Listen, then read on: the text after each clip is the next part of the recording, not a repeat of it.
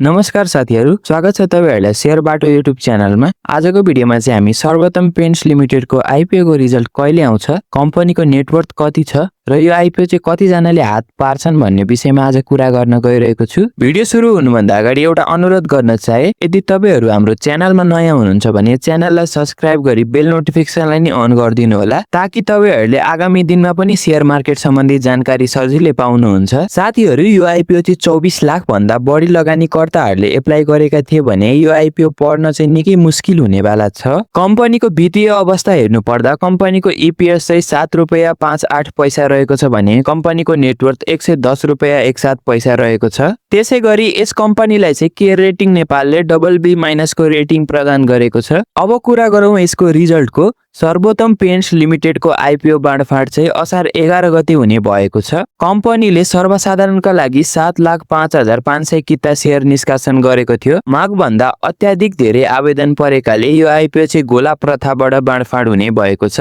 गोला प्रथाबाट बाँडफाँड हुँदा यो आईपीओ चाहिँ 70,550 जना भाग्यमानीले चाहिँ 10 किता हात पार्न सफल हुनेछन्। त्यसैगरी बाँकी लगानीकर्ताहरूको हात भने खाली नै रहनेछ।